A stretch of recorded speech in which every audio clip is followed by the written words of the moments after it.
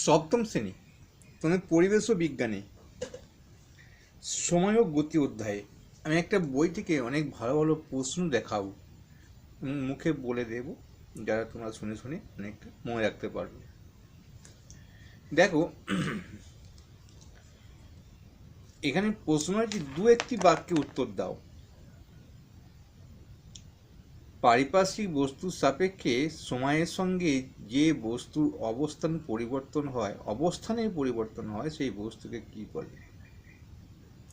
এটা সচল বস্তু বলে।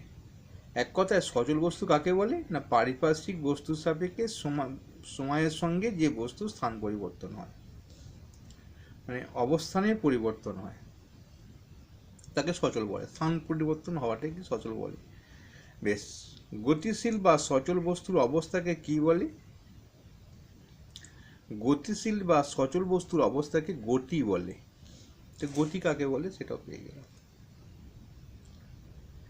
গাড়ির চাকা তার কেন্দ্রের অক্ষের চারদিকে ঘোরে, এটি কি জাতীয় গতি? মানে কেন্দ্রীয় অক্ষের চারদিকে ঘুরবে, এটা হচ্ছে ঘূর্ণন গতি।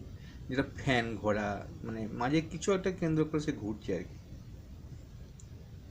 বেশ, একটি গাড়ির চাকা গতিশীল হওয়ার রাস্তা বরাবর একটি নির্দিষ্ট দিকে অগ্রসর, এটা কি জাতীয় গতি? এর দুটো গতি হবে, একটা মানে এটা চলন গতি, মানে এগিয়ে যাচ্ছে, বুঝতে পেরেছো? তা অভিকর্ষের প্রভাবে উলম্বভাবে পতনশীল পাথরখণ্ডের গতি কি প্রকারের গতি? মানে যেটা পড়ছে আর কি, পতনশীল চলন গতি। চলন্ত মোটরগাড়ির চাকায় কোন কোন গতি ক্রিয়াশীল? একটা হচ্ছে ঘূর্ণন গতি, একটা চলন গতি।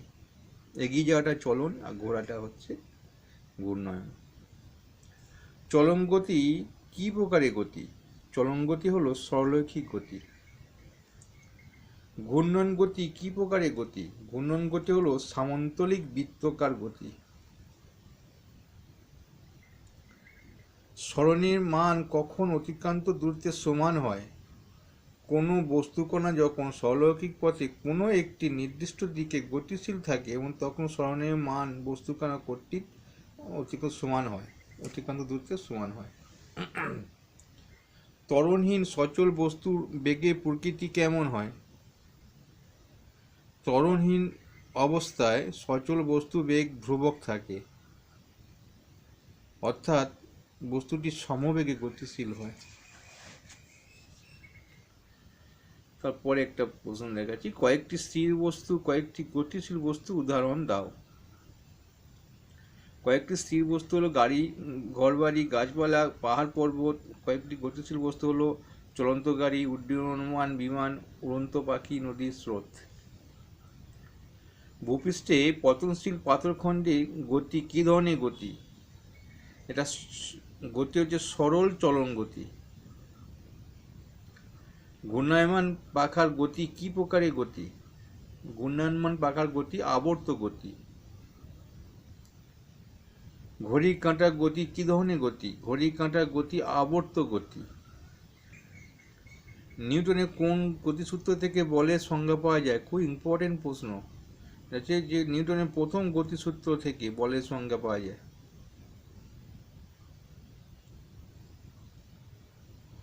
জাড্য ক প্রকার কি কি? জাড্য দুই প্রকার, স্থিতিজাড্য এবং গতিজাড্য। নিউটনের কোন বস্তুকে জাড্যের সূত্র বলে? কোন সূত্রকে? নিউটনের প্রথম গতিসূত্রকে জাড্যের সূত্র বলে। অথচ প্রথম গতিসূত্র থেকে বলের সংজ্ঞা পাওয়া যায়, প্রথম গতিসূত্রকে কি জাড্যের সূত্র বলে। চলো তারপরে আমরা দেখে নিই। কোনো বস্তুর ভর বেশি হলে জাড্য বেশি হবে না কম হবে? অথবা বস্তুর ভর জাড্যের মধ্যে সম্পর্ক কি? বস্তুর ভর বেশি হলে জাড্য বেশি হবে। ভর হলো জাড্যের পরিমাপক।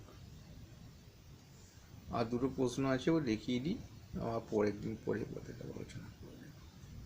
নিউটনের কোন গতিসূত্র থেকে বলের পরিমাপ করা যায়? নিউটনের দ্বিতীয় গতিসূত্র থেকে বলের পরিমাপ করা যায়।